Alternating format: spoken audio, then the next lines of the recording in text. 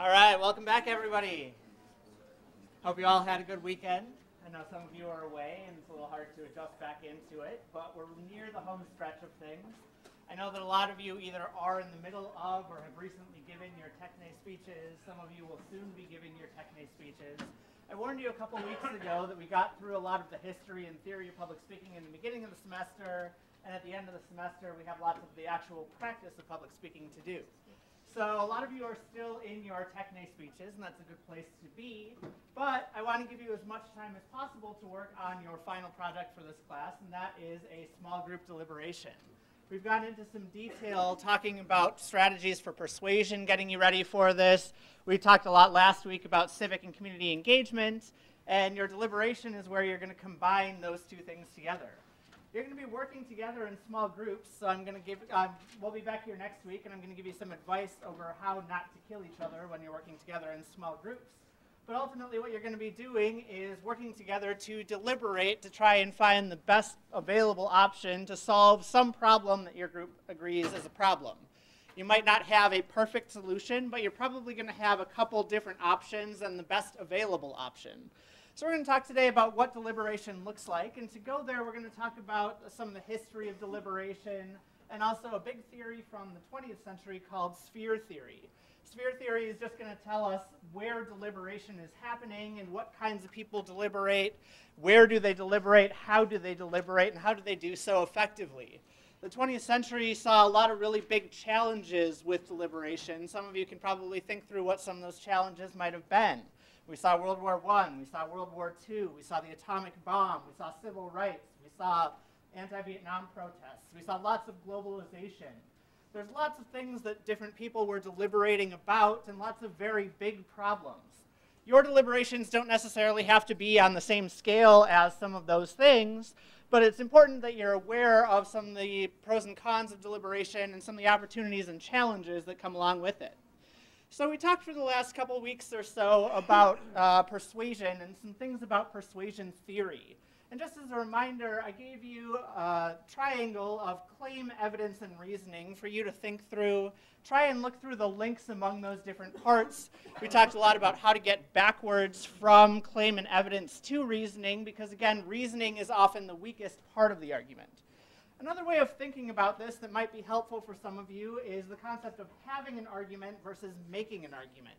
Does anybody want to try and see what I'm getting at with having an argument versus making an argument? Does anybody want to try and guess what that might mean, what that might look like? Just think about that difference on your own, because I think it'll be helpful for you all. What do you think some of the differences might be between having an argument and making an argument? So a lot of times having an argument, there's a lot of emotions involved, and making an argument kind of don't want a lot of emotions because it'll just kind of dismiss your credibility because you're just saying things. Good. So when we're having an argument, usually it gets very heated. We're usually very emotionally invested. There's a tendency, especially in Western thought, when you're making an argument, instead to try and put those emotions on the back burner, not to show too much emotion, because if you show too much emotion, it might mean that you don't have the logical reasoning, or what Aristotle called logos, to support your argument. So we might think about it that way in terms of how much emotion is involved in having an argument versus making an argument. What else? What other similarities or differences might exist between these two? How many people are involved when you're having an argument? If you have to have an argument, do you need more than one person to have it? I know we're just coming back from a long weekend. Some head nods at least would help.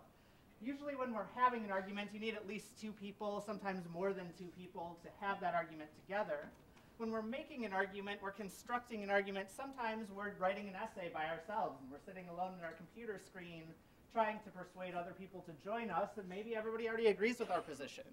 So when we're having an argument, usually we have multiple people arguing. Usually there's a right or wrong answer, lots of emotions involved, lots of people, lots of back and forth. When we're making an argument, we're taking a claim at one of the five stases, and we're trying to support that claim with evidence and reasoning.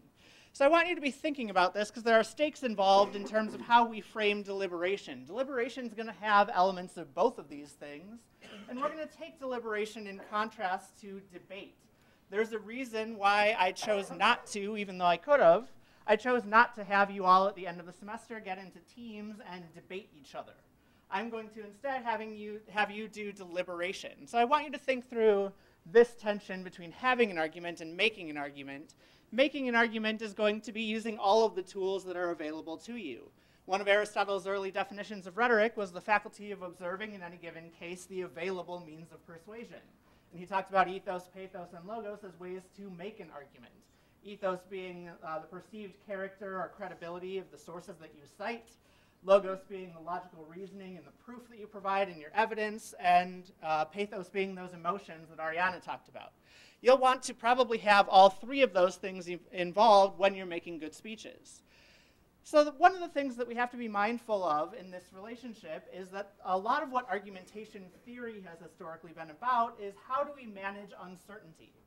Debate is usually trying to get people involved to look at two opposite sides of a thing and to try and figure out who has the right answer. Most of the time, however, when we're dealing with argumentation, we're dealing with, like I said a couple weeks ago, things that could be otherwise. There isn't necessarily a right or wrong answer. We're maybe 70 or 80% confident. Sometimes we're 50% or less confident in what we're saying, but we're trying to persuade other people about what the best available options are. So we don't have absolute certainty. It's quite possible that we can't get to absolute certainty. And argumentation is about trying to figure out what do you do with uncertainty. Some of you have very high tolerance for uncertainty. You're okay not having all the answers. You're okay not knowing what to do in various situations. Some of you have a lot lower tolerance for uncertainty, and you get mad when you're fighting with a partner about where you want to go for lunch, right? And you want to have an answer. You want to know why you got to that answer. Argumentation is helping us with those gray areas in life where we don't have easy answers. If there's one thing that I can teach all of you this semester, if there's one strategy that I can try to get to all of you, it's that sometimes in life there isn't a right or wrong answer. You all have been conditioned for 13 years or more of your education to fill in a whole bunch of boxes, right? You've had Scantron tests. They've been telling you what the right or wrong answers are. I want to try and teach you how to think for yourself. And when we're thinking for ourselves, it's not necessarily about having the right or wrong answer. It's also not about just arbitrary guessing. It's not just subjective, I think this is right and therefore it must be right, but it's about working through the process and trying to figure out how we know what we know. So there's a theorist who comes along toward the end of the 20th century. He's still alive. His name's Tom Goodnight. I'm friends with him on Facebook. Tom Goodnight is trying to figure out how do we use argumentation to try to manage or relate to or create, in some cases, uncertainty. How do human beings talk and deliberate and dialogue with one another when we don't have all the answers? How do we make sense of all of that? And so a lot of what he's going to be looking at and a lot of what we're going to be looking at today and for the rest of the semester is this tension between deliberation and debate.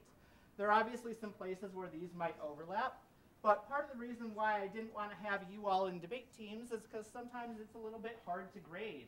If one side very clearly wins the debate, the other side's probably not getting much better than a C.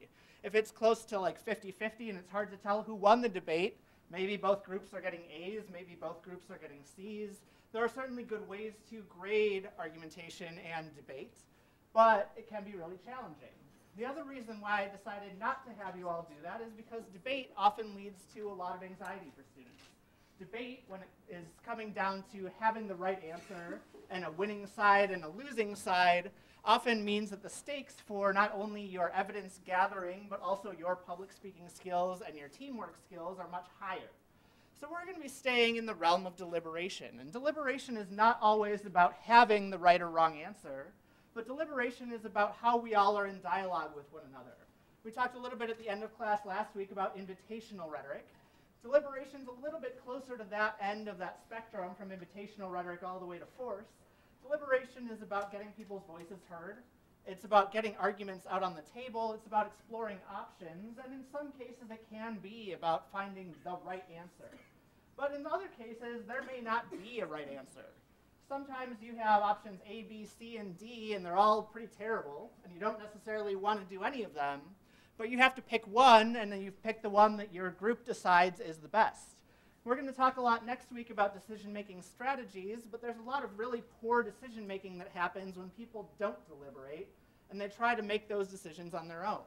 There's a lot of value that comes from getting multiple perspectives, getting people from different backgrounds together, getting them to talk about issues, getting them to make arguments with one another, getting all the issues out on the table and evaluating them in terms of pros and cons, and then ultimately, if you feel ready for it, making a decision.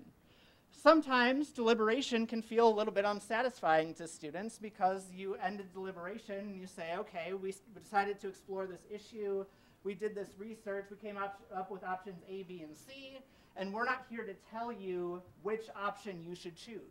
So maybe we take an issue like gun policy, and we're trying to figure out how to reduce or eliminate mass shootings in the United States.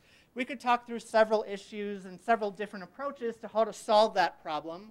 We might not have a total answer to how to solve that problem by the end of the situation, but we can at least know more than we did before going into the situation trying to figure it out. So the end goal of deliberation is not necessarily to have a black and white right or wrong answer, but it's really to know more about the universe and to make informed judgments and good decisions when we can. Now, where does this idea of deliberation come from? Obviously, a lot of what we've talked about in this semester goes back 2,500 years to ancient Greece. You all probably kept a running tally of how many times I go back there. There's a reason for that, and the reason for that is because a lot of our theory since then has drawn upon some of this theory. We're going to be talking about the bottom rung of these three branches of argument from Aristotle's rhetoric. We're going to be talking about the bottom one today. We're going to come back to epideictic speech in the middle in a couple of weeks when we talk about ceremonial speaking. But ultimately, when Aristotle was talking about speech and how speech functioned, a lot of people were concerned, like I said a couple weeks ago, about the relationship between speech and politics. There were lots of bad decisions happening in the law courts. There were lots of bad decisions happening at the political level. The Greek city-states got involved in a very costly, very expensive war that was very problematic called the Peloponnesian War. And Plato and Aristotle were trying to figure out, okay, how do we use speech and how do we understand speech in various contexts to try and do this whole political thing better? How do we engage in dialogue with one another so that we don't have disastrous outcomes? One of the ways that Aristotle had to map this out was trying to figure out when does deliberation happen.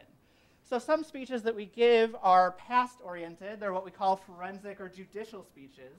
It might help you to think about forensic psychology in this case. So Aristotle is looking a lot at legal cases and cases that are in the Athenian law courts, and he's trying to figure out how do people make speeches to try and defend people or try to accuse people of their innocence and guilt. So he's looking backwards at the scene of the crime and trying to figure out how do we use the past to understand what happened, mostly at the stasis of fact or conjecture. We then have epideictic speeches. Epideictic speeches are some of the speeches that you all enjoy the most, I think, and probably are easiest for you to give. Epideictic speeches are concerned with the present. They deal with our ceremonial moments. They deal with thresholds. So if we have big life changes, usually there's going to be some kind of epideictic speech. If somebody celebrates a rite of passage, usually either they give a speech or somebody gives a speech about them. If somebody dies, we have eulogies for those occasions. If somebody gets promoted, right? We have lots of different ceremonies where people will use speeches. Retirement, to mark an occasion, to mark a change from the past to the future, to help us cope with change, because human beings are not particularly good at coping with change. Ultimately, then what we have are future-oriented speeches, or what Aristotle called deliberative speeches. Deliberative speeches are arguing mostly at the status of policy what we should or shouldn't do. Who the we is matters there. The we might be a couple of people who just happen to get together because they form a club together. The we could be a political body like the US Congress. The we could be global citizens. The we could be me and my friend. It doesn't necessarily matter. What matters is what we should or shouldn't do, and we're trying to make arguments about the future when we have conditions of uncertainty. And all of these deal with uncertainty in different capacities.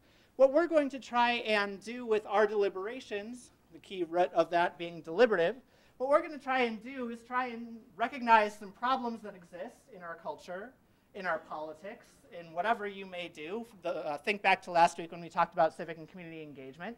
We're going to try and make a change, and you all are going to argue some governing body should, and then a specific policy that they're not currently doing. You're going to argue for a change in law, or a change in policy, or a change in behavior, and you're ultimately going to use that as your thesis statement for your deliberations that you have. So that's going to take us to our participation question. We're going to do a participation question today, and I'll show you the different levels of deliberative speech that can happen. This one is just going to be mostly an individual choice. So you can go ahead and take out a sheet of paper. You can write down your name, your lab instructor's name, your section number, and finally your answer to the following question. The question is going to ask a deliberative question about what you should do when your car breaks down. So let's say you're taking your car in for an oil change, and that car is 14 years old and has about 140,000 miles. Your mechanic is doing routine diagnostics, and the service technician tells you that your car needs a new serpentine belt. She tells you that the belt looks worn, and if it goes out, it's likely going to take out other key parts of your car, like your water pump, your power steering, and your alternator. She says that parts and labor are going to come to $483.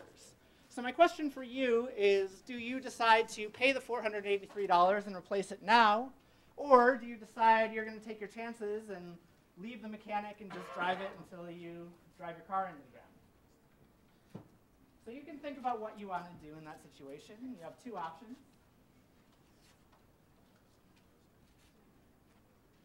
Take a minute to think about it. You can keep those in your seats for now. We'll turn them in at the end of class.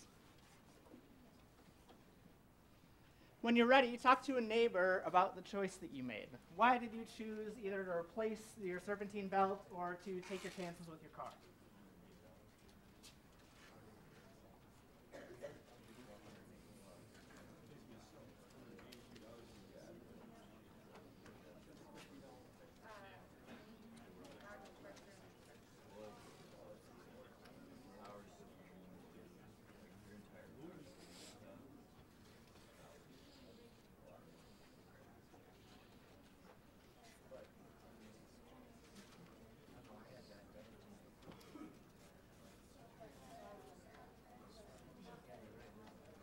Again, your name, your lab instructor's name, your section number, and finally your answer.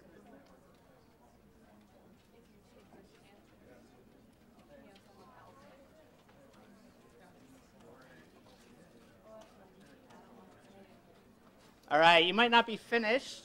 Go ahead and raise your hand if you said you would pay the $483 and replace that part right now. Okay, put your hands down. Raise your hand if you said you would take your chances. So we've got a pretty even split in here. Somebody tell me why you chose the option that you chose. Yeah?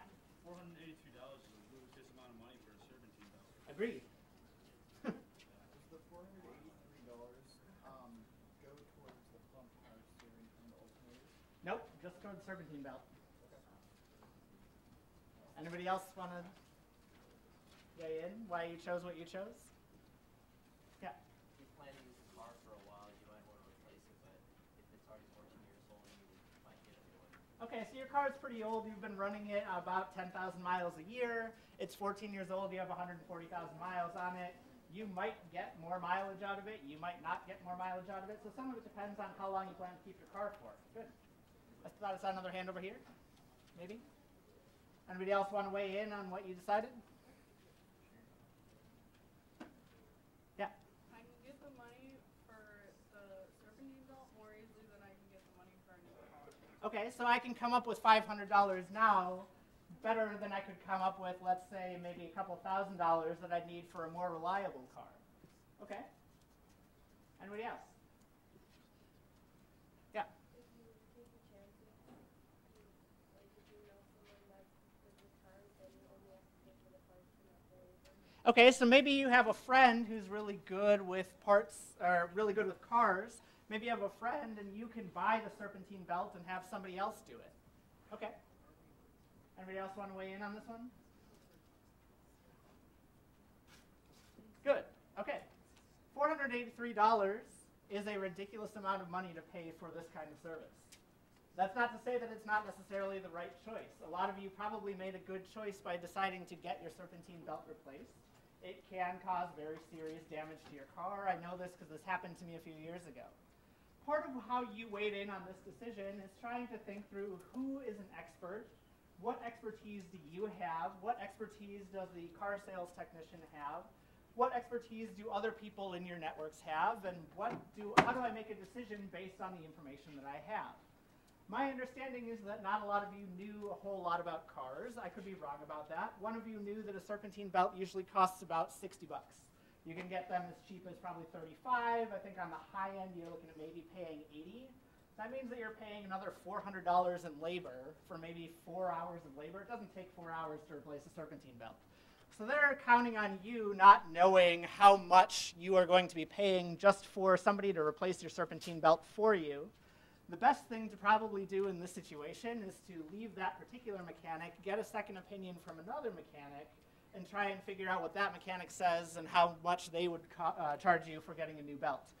So it's not necessarily that there's a right or wrong answer here. Some of you might be well within your reason to say, I can't afford to get a new car. I have to make this decision now. It's possible that that serpentine belt could go while I'm on the highway coming home from the mechanic. And if that's the case, my car is going to be dead stopped on the highway. So there's a lot of things that you have to take into consideration. The key here is that you're using your knowledge and expertise partnered with other people's knowledge and expertise to try and make an informed decision about what you're trying to do. And that's what we're talking about when we're talking about deliberation. We're talking about getting multiple voices in conversation with one another and getting them to make sense of this crazy world that's full of uncertainty. I mentioned Tom Goodnight and his sphere theory. We're going to come back to that now. This is how deliberation usually operates. Goodnight is a theorist. He studied a lot and taught a lot of public speaking, a lot of rhetoric. And he's saying that when people make decisions in this realm of uncertainty, and when they're in deliberation with one another to try and come up with what we should do, and if they're using speech to do it, there are three basic areas where we look for trying to make decisions. There's our personal or private sphere. That's what we know and what we care about and what we're excited about. There's the technical sphere, which is at the root of your techne speeches. We talked all about how that's not necessarily just small details and fine-grained knowledge, but really a specialization or professionalization. We go to dentists for a reason, right? We go to doctors for a reason. We go to school for a reason. A lot of that's because people have professional expertise that we don't have. Then we have the realm of the public sphere. And the public sphere is where we make decisions that affect all of us, that we, the people that we're trying to get at, that's sometimes a fiction, but nevertheless important because it's consequential. We, the people, have elected representatives who pass all kinds of laws. We, the people, buy all kinds of products that companies try and sell us, and some of those companies have more ethics than others, right? We can probably think of some companies we don't like. We, the people, have a culture that we create and co-create together, and we try to make sense of. So the spheres of argument have to do with the who and where of argument. And there, you can see that they're separate categories, and we can like to separate them out so that they don't overlap. I've put them in a Venn diagram, and I want your public deliberations to be right in the middle of that.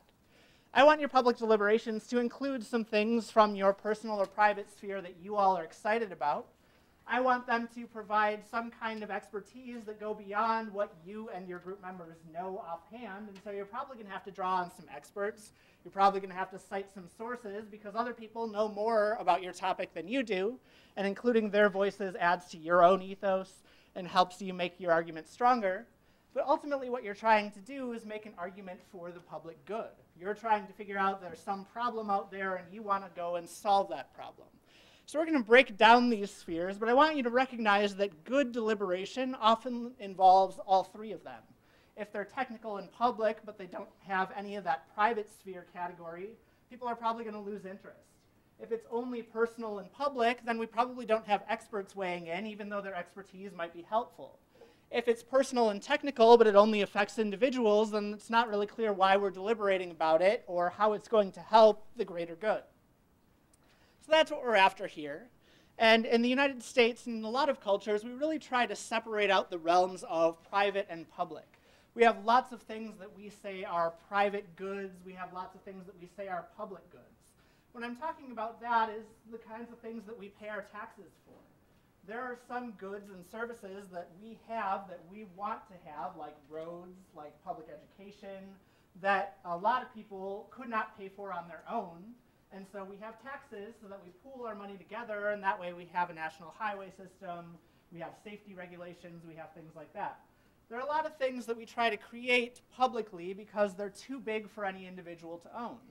At the same time, we really like our privacy. There's a reason why Americans like to own their own homes and why they don't necessarily have multiple generations of grandparents, parents, and children, and sometimes great-grandparents living in the same home. There are lots of spaces that we occupy that we think of as private until we recognize that they're not as private as we think they are. One of them is something that some of you might be doing right now, sitting on Facebook or sitting on Twitter. We like to think that our internet behavior is private. We've seen some cases where that's not really the case, and there are lots of companies and lots of people who know a lot more about us than we like to think. But some of what we have to wrestle with when we're talking about deliberation is that translation from the private sphere to the public sphere. Last week when we talked about civic and community engagement, I talked about translating a personal exigence to a public one, using Lloyd Bitzer's theory of the rhetorical situation. That is, if I recognize something as a problem, but I know that the other people in my audience might not care yet, how do I translate my personal concerns, my private concerns, into a public one that affects them or that they'll care about? That's what I want you to end up doing with your deliberations. So we have this personal sphere, and this is the kind of sphere that we occupy a lot of our time in. We have it with ourselves, we have it with our significant others, our families, our friends, our close relationships. These are the kinds of arguments that we have oftentimes when we're having an argument, more so than making an argument. That is, sometimes when we fight with the people in our networks, it's not necessarily just about trying to come up with the best policy for what we should or shouldn't do, but ultimately what we're trying to do is recalibrate our relationships. And so you have arguments and you make arguments all the time with people in your private sphere. You get in fights with your parents, you get in fights with your significant other. Sometimes those fights are serious, sometimes those fights are what kind of beer is better than the other kind of beer, right? Oftentimes when we have deliberation in the private sphere, what we have are very low stakes for evidence and reasoning. It's just kind of my personal experience, and a lot of times it's very hard to negate someone else's experience. So if you think back to when you were working through the rhetorical situation, the communication model, I gave you an assignment where you had a miscommunication with someone. And that miscommunication probably hurt someone's feelings, even though it might not have been intended. It might have been low stakes, you might have been able to heal from it, but you also might not have been able to heal from it. When we're talking about the personal sphere, we're talking about our collective brains and our knowledge and wisdom that come with our life experience. And we're having arguments about anything from what kind of food do we want, or this thing is better than that thing, to I'm going to end my relationship with you entirely. We have fundamental differences and we cannot get along. That's what we're talking about in the personal sphere. And we spend a lot of time in that personal sphere. That's where a lot of our close relationships happen. That's where we have a lot of fun together. That's where we grow the most in terms of who we are as people. We also have this technical sphere. You all are in the midst of your techne speeches. Technical comes from that root. Also the root of the word technology. Technology has to do with specialization. It has to do with expert knowledge and expertise.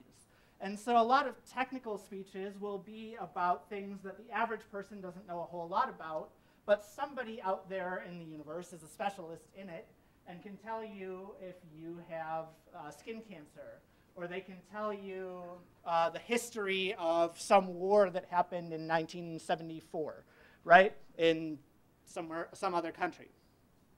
Most of the time when we're in the technical sphere, it's not so much us making an argument, it's not so much us having an argument, it's more experts using their knowledge to make their argument. So sometimes we draw upon other people's arguments when we're in the technical sphere. Sometimes we ourselves are the experts. But in your cases, a lot of you are not yet experts in the thing that you want to study. You're not yet someone who can make technical arguments about the field that you're getting into, and that's part of why you're still in school, right? That's part of why you chose the major that you chose and why you hope to one day have a degree and a job that allows you to have more of that expertise. The standards for evidence when we're in that technical sphere are much higher because they usually expert knowledge is contained. Expert knowledge usually requires people to go to school for a long time, or it requires them to be in a field working for a long time in order to have the knowledge that you get from experience.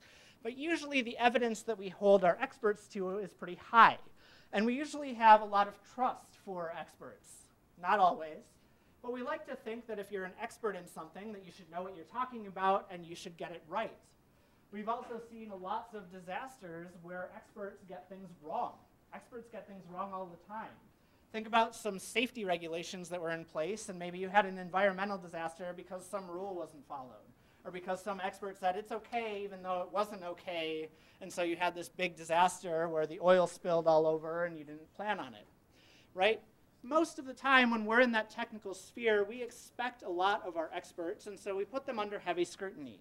We want to know that they're not just using a title or using their job to try and influence decisions, but that they're doing so ethically, that they're doing so in a way that benefits the rest of us, in a way that they really show that they know what they're talking about, and that they hold themselves to the highest of standards. We want to believe experts on a lot of things, yet we know that experts are human, and a lot of times they are biased.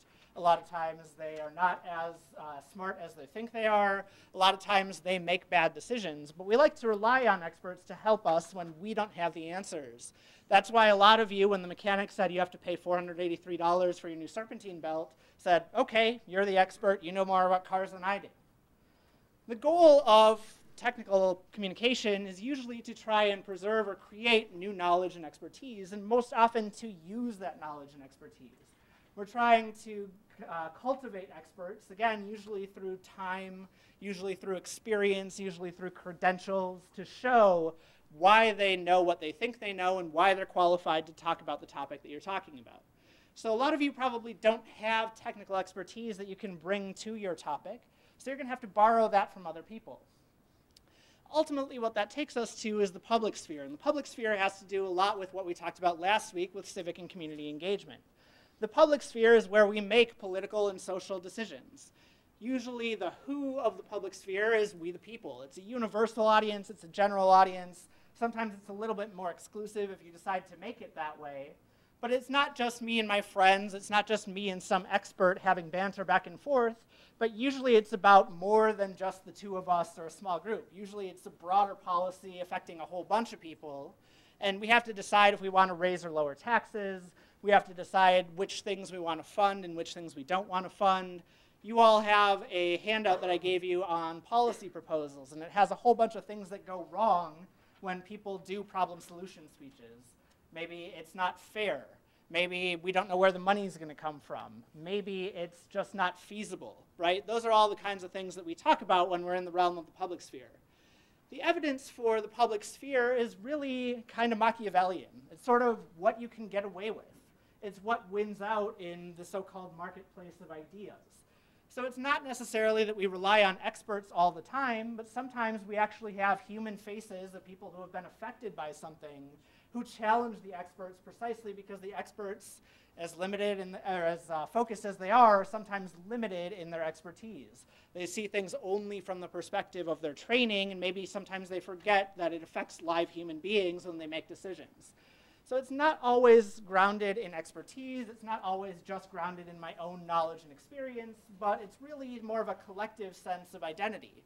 And it's much harder to come by because it involves a whole bunch of people with competing interests, right, with lots of goals and lots of strategies for how they make their voices heard. Part of the challenge of speaking well in the public sphere is recognizing that you have your voice and you want to be heard. You have your evidence and your reasoning, and you think it's solid and coherent, but other people might be coming from other perspectives, and we have to figure out how we get along with those people whose public sphere deliberation we don't like, who have alternative facts, who have counter-narratives, who have evidence that goes against what we think, and who challenge us. Ultimately, one of the big challenges of public speaking in the public sphere is to try and figure out whose voices get heard and to what ends. And sometimes we like to think that we can get beyond a zero-sum game where some people win and some people lose. A lot of times, politics ends up being a zero-sum game, but if you can get beyond that, so deliberation is one of those good strategies that can help us do that. When we recognize that our knowledge and expertise are sometimes subjective or sometimes arbitrary, it gets a little bit harder, but it's important for us to try to make sense of everyone's voices and figure out what we're going to do together. So the scrutiny here, we talked about the personal sphere, the private sphere, the scrutiny for evidence is pretty low. When we're talking about the technical sphere, the scrutiny for evidence is pretty high. But when we're in the public sphere, it varies. It varies based on who is in your audience. Think back to a couple weeks ago when we talked about audience analysis. Some people will buy your claim, evidence, and reasoning pretty quickly because they already agree with you or because they don't know any better. Other people in your audience might know more than you do about the topic, and they might say, you're wrong, here's the evidence. Other people in your audience might be hostile audience members who disagree with your policy from the get-go and are trying to challenge you on it because they don't like your outcomes. The goals of good public deliberation are trying to make politics and community engagement better. We're trying to create a better culture, and we're trying to do that through our decision-making. And the more voices you include in decision-making, the messier it gets. But a lot of people, as we'll talk about next week, prefer deliberative methods and prefer to have consensus when they can get to it. It's just not always easy to get to. The goal here is ultimately what a lot of philosophers call pragmatism. Pragmatism is all about trying to figure out what the best available option is, especially when you have conditions of uncertainty.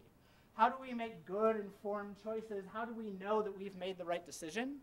Usually it comes from public sphere deliberation that includes elements of both the personal sphere and the technical sphere.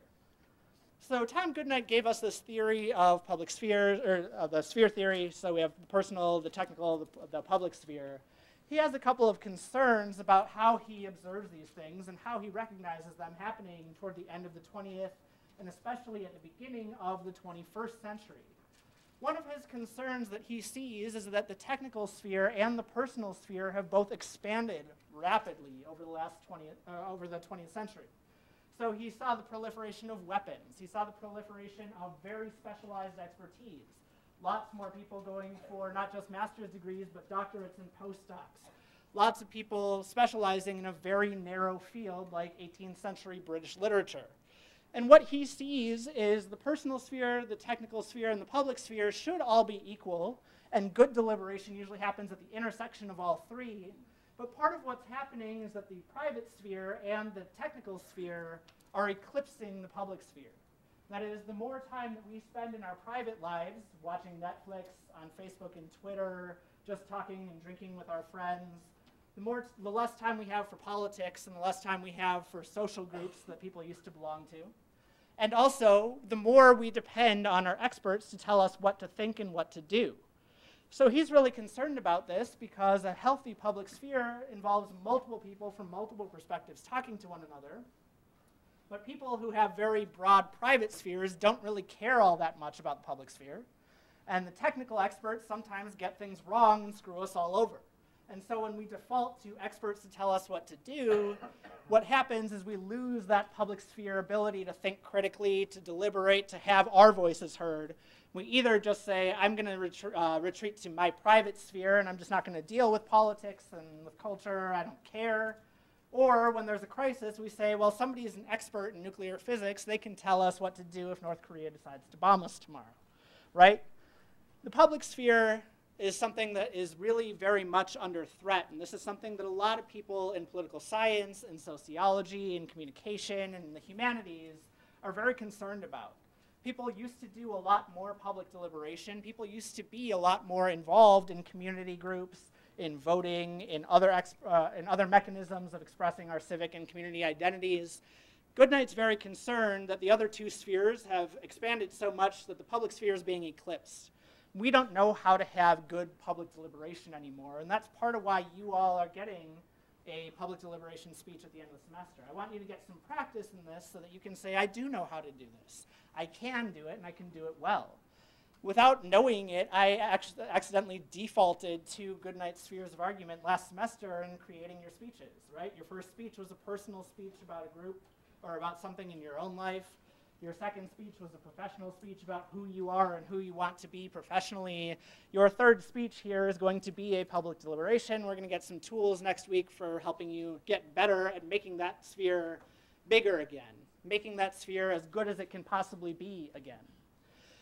Now, another concern that Goodnight has here is that we have so much knowledge and information that some of our experts are much more inclined to be able to tell you where to find information than they are about what information you need to know, right? Think about a librarian.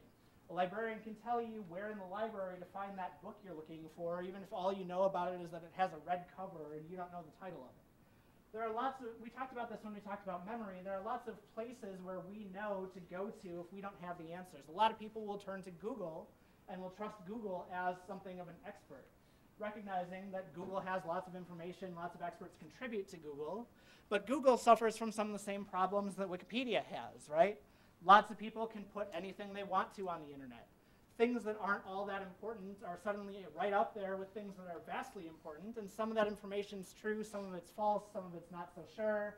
We have sites like Snopes and PolitiFact trying to tell us what's true and what's not, but there's so much information out there that it's hard to tell sometimes what's credible and what's not.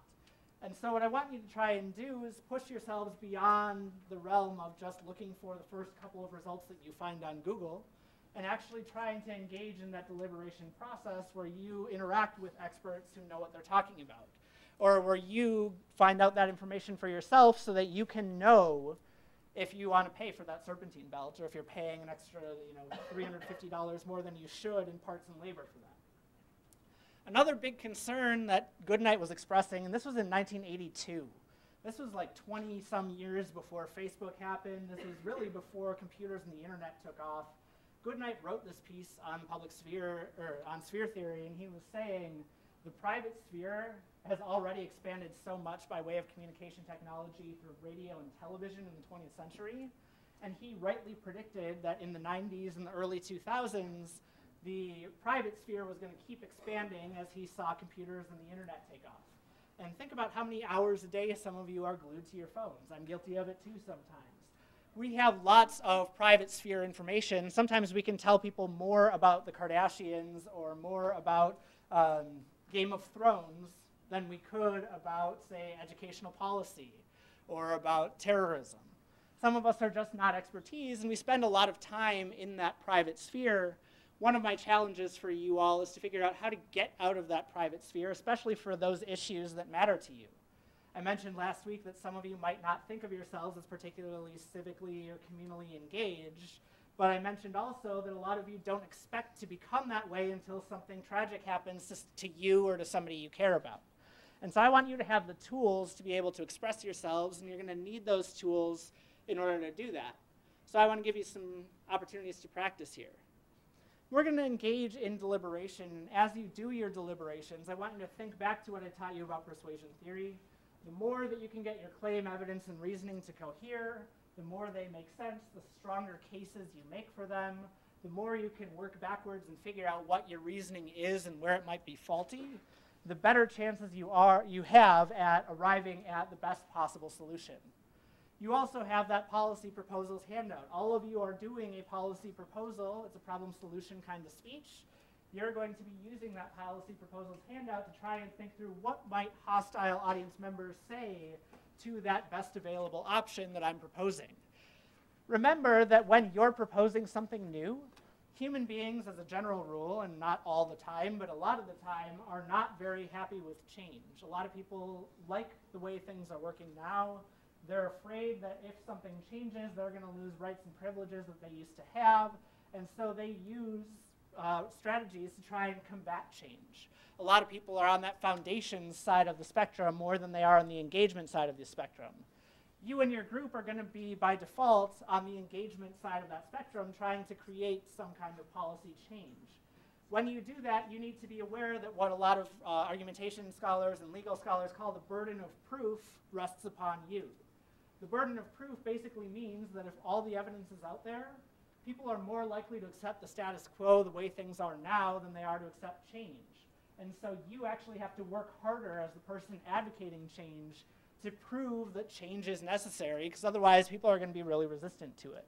So you have to find the best evidence and reasoning that you can possibly find to support that claim. So we're going to skip what I had in mind. We're just going to go to some stuff to get you ready for your deliberations for next week. So some of you are probably already kind of freaking out about this. I'll tell you that although you are already in the middle of a speech and you have another speech on the horizon, you do have, by and large, until the end of the semester to get this deliberation done. I'm going to give you more strategies next week for how to do it. You'll have a lot of class time to help you. You can work with each other and with your lab instructor to help you do the best you can with deliberation. What you're going to be doing for that project is speaking in small groups. And I say the words small group communication, and a bunch of you freak out because you've had group projects that went horribly in the past, or you're worried that this project is going to go horribly for you because it's working with other people. That's another really important skill that I want you to be able to develop.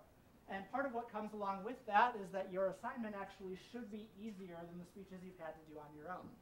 If your group is working well together, you will spend less time researching, preparing your speech, speaking when you're actually speaking. The challenge that comes with that, the payoff that comes with that for me is that you're all speaking for longer, you're crafting a bigger argument. So in groups of probably 6 to 8 students, you all are going to be doing deliberation. You're going to be speaking for about 20 minutes. That means that each speaker probably only speaks for maybe 2 or 3 minutes. But your presentation as a whole needs to be coherent.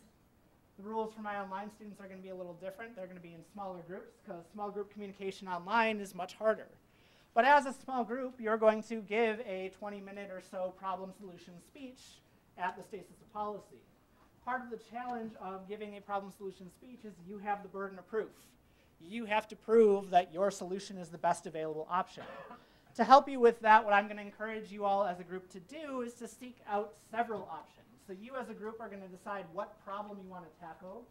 You as a group are going to figure out how to frame that issue and how you want to tackle it and how you want to express to your audience that it is a problem, because they might not agree off the bat that it is. And then you're each going to explore a couple options. What are some ways that we could solve that problem? Because what often happens if you don't do that is people fall into what's called confirmation bias. They have a problem, they have an ideal solution, and they say the best solution to that problem is this solution.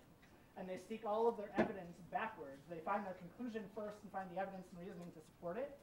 What I want you to do instead is to start with the evidence and reasoning around your problem, look through a couple different options of what might be available to you, and as a group deliberate about what the best available option is. Ultimately, that's what you're going to advocate in those deliberations. So I know I've probably scared you. I know I've probably made you nervous with this. I will tell you that last semester they not only did it, but they did it very well. And I think you'll all be very proud of it. We have a lot of resources as your instructors to help you with it, and I want you to do well. So please do ask questions as you have them. That's your basic introduction, getting you ready for your big project at the end of the semester. We'll leave it there. I'll help you out so you don't kill each other next week, and have a good week in between.